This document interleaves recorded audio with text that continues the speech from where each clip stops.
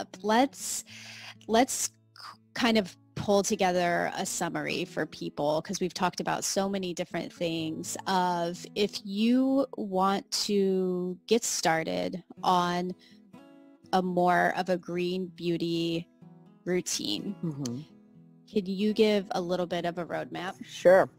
The first thing I would do is become a box turner. And that means turn things over and start reading the ingredients. Look for petrochemicals, perfume, which is fragrance, or parfum, which is the French for perfume, parfum, and petrochemicals, anything with F. And then start aligning, just getting familiar with that. But really what you want to start doing is looking at clean brands. You can go to Sephora website or Credo. Credo is my go-to always, and the Detox Market. So those are my two places that I like to shop. You won't necessarily find the cheapest things there, but some things are very moderately priced and even more affordable, but you're also going to find really high end. And I like that, because if I want a gift, I want to go a little high end. Sometimes just for me, I want a couple, 2 or 3 things that are like inexpensive and just get the job done, So sometimes I want really something luxurious for me. It depends on what it is and my mood and my budget. So I love Credo and the Detox Market, but you can just start, if you're more of a Sephora shopper than you are, and a lot of really young kids are. So that's a fine place to start, just getting familiar with brands somewhere. Okay. You can go to Target's section of green online. Look at their mission statements. Look at what they're free of. What do they exclude? What's most important to them? Is it being 100% organic, which means you're never going to have a full face of makeup? Okay.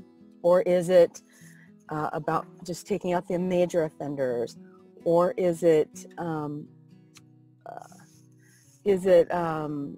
what is their, just learning about their their missions and their standards, these different brands, and if they align with you. Is it more about sustainability? And so that's the first place I'd start, is looking at these, find the clean brands somewhere and start digging deep into them. Okay. You can find them from Instagram. Go to my website or my Instagram, Paige Padgett, or paigepadgett.com. Look at the brands, see which ones you like, and look at the products. Do these products attract you? We're talking about, does the packaging attract you? Is it do you find your tribe there? Are they mostly for, Gen Z and millennials, or is it really for like the mommy housewife looking for something quick and easy for the car, which is me? And sometimes that's the same brand, but not always. Are you looking for a liquid matte lipstick that's clean? That's not always going to be the same brand. So just start familiarizing yourself with the brands. If you're out and about, turn the box over, look for the 3 Ps.